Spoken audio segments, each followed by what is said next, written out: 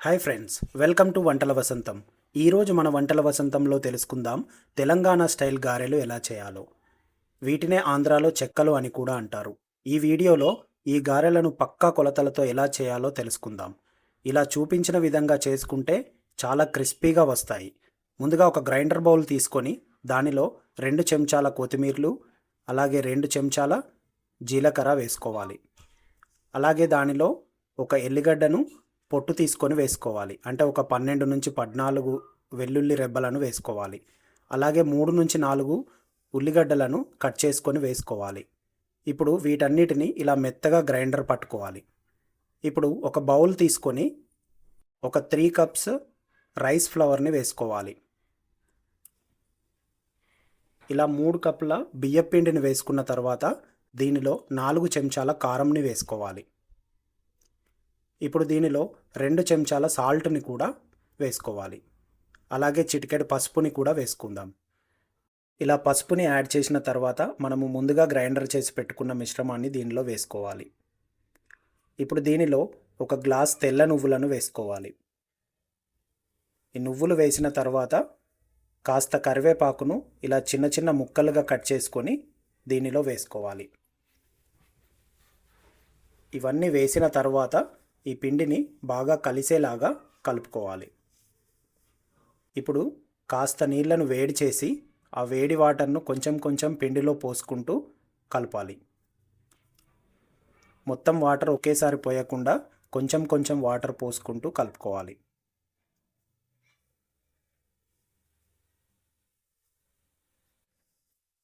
ఇలా వాటర్ని పోసిన తర్వాత ఇలా చేతితో పిండిని గట్టిగా కలుపుకోవాలి.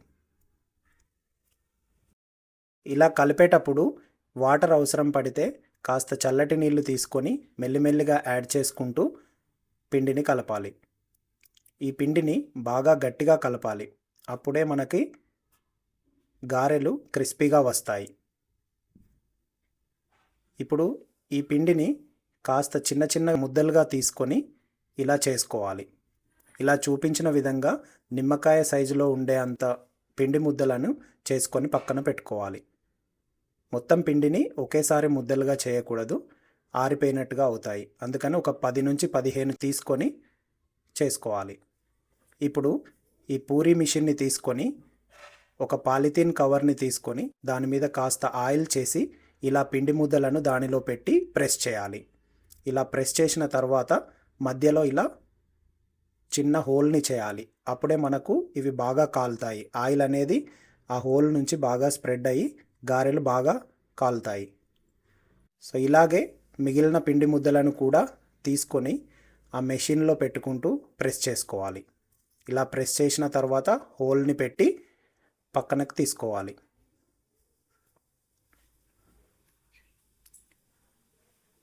ఇలా మిగిలిన పిండిని మొత్తాన్ని చేసుకున్న తర్వాత ఇప్పుడు మనము పొయ్యి అంటించుకొని దాని మీద ఒక కడాయిని పెట్టుకోవాలి. దీనిలో గారెలను ఫ్రై చేయడానికి కావలసిన ఆయిల్ని పోసుకోవాలి. ఈ ఆయిల్ వేడైన తర్వాత 3 నుంచి 4 గారెలను దీనిలో వేసుకొని కాల్చుకోవాలి.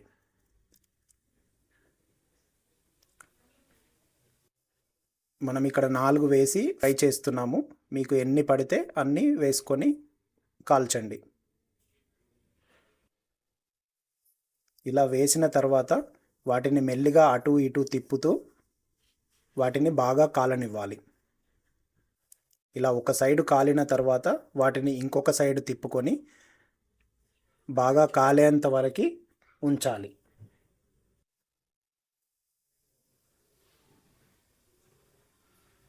ఇలా ఇవి గోల్డ్ కలర్ వచ్చేంత వరకు కాల్చుకున్న తర్వాత వీటిని తీసుకొని పక్కన బౌల్లో వేసుకోవాలి.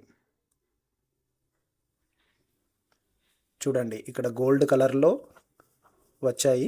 ఇప్పుడు వీటిని తీసుకొని పక్కన పెట్టుకోవాలి. ఇప్పుడు మిగిలిన గారెలు ఏవైతే ఉన్నాయో వాటిని కూడా మెల్లిమెల్లిగా ఈ ఆయిల్లో వేసుకుంటూ కాల్చుకోవాలి.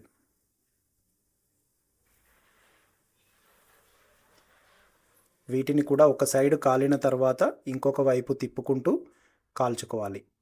ఇవి కూడా గోల్డ్ కలర్కి వచ్చిన తర్వాత వీటిని తీసుకొని పక్కన వేసుకోవాలి.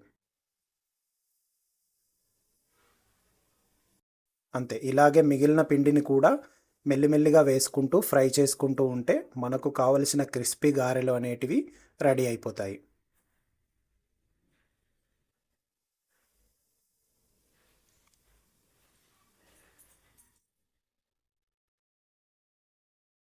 అంతే. చూడండి, మనకు కావలసిన క్రిస్పీ గారెలు అనేటివి రెడీ అయిపోయావి. ఇవి చాలా చాలా టేస్టీగా ఉంటాయి. చూడండి ఎంత క్రిస్పీగా వచ్చాయో. ఇలాంటి మరెన్నో ఇంట్రెస్టింగ్ వీడియోల కోసం మన వంటల వసంతం యూట్యూబ్ ఛానల్ని సబ్స్క్రైబ్ చేసుకోండి. అలాగే ఈ వీడియోను లైక్ చేసి మీ ఫ్రెండ్స్ అండ్ ఫ్యామిలీకి షేర్ చేయండి. మరొక వంటతో మళ్ళీ కలుద్దాం.